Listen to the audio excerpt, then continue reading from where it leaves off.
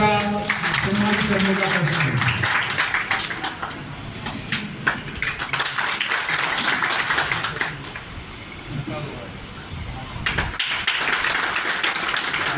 मैं जिस दिन कुछ कर सकूं, उनकी स्मृति में गेट का नाम रखने के लिए पिछली मीटिंग में हम लोगों ने जो मीटिंग की तो उसमें हम लोगों ने प्रस्ताव पास किया था।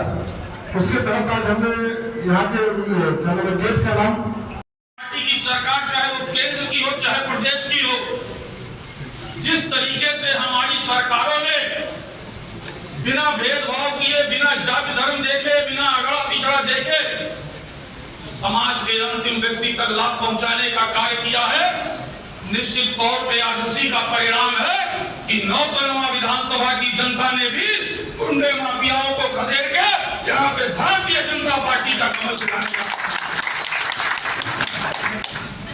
बहुत दिनों से एक मांग चली आ रही थी, जो मिलता था बहुत से लोग हमसे भी कहते थे कि विधायक जी रेल कब शुरू होगा। हम लोग सांसद जी से कहते हैं एक बार आप भी कहिए, लेकिन मैं धन्यवाद देता हूं अपने लोकप्रिय सांसद माननीय पंकज चौधरी जी का, जिनके अथक प्रयास से, जिनके लगातार कोई चीज नहीं होती थी तो रेलवे की बात शुरू कर देते थे, क्योंकि उनके पास कोई मुद्दा और जनाधार नहीं बचा था। लेकिन जब इसके पहले भी माननीय मंत्री जी मंत्री नहीं थे और सांसद थे, मैं इस बात का गवाह हूं कि 2 बार जब मैं दिल्ली गया था माननीय मंत्री जी के यहाँ, आपने उस समय भी तत्कालीन रेल मंत्री माननीय मनोज सिन्हा जी के यहाँ जाके फाइल को आगे बढ़वाने का कार्य किया था, लेकिन आगे जाके उस समय स्वीकृति नहीं मिल पाई। लेकिन माननीय मंत्री जी की मेहनत रंग लाई, आप लोगों का आशीर्वाद कर दिया,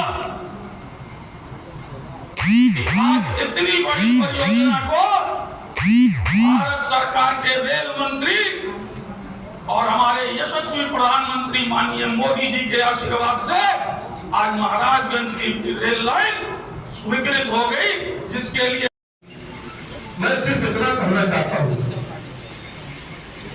कि 2014 में देश के प्रधानमंत्री नरेंद्र मोदी बने। 2014 के पहले का भारत की क्या पहचान थी? 2014 के पहले उत्तर प्रदेश की क्या पहचान थी? और 2014 के पहले महाराजगंज की क्या पहचान थी? और आज 2023 में क्या पहचान है? इसका अगर आप तुलना करेंगे तब आपको विकास समझ में आएगा। 2014 के प्रोजेक्ट में 4 बार सांसद रहे, यही जोश था, यही खरोश था काम कराने का। लेकिन प्रयास हम लोग का असफल होता था क्योंकि सरकार की नीतियां नहीं होती। पहले की सरकारें जाति और धर्म के आधार पर निर्णय करती, तुष्टिकरण के आधार पर निर्णय करती थी।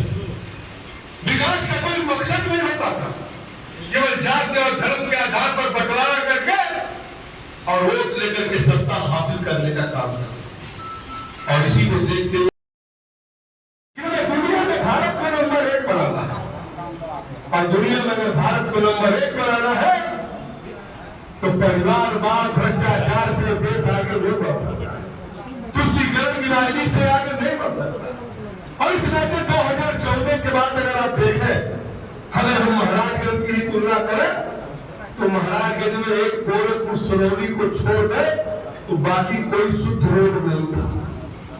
उसके पहले भी मैं 4 बार सांसद था, लेकिन देश के यशस्वी प्रधानमंत्री नरेंद्र मोदी बने।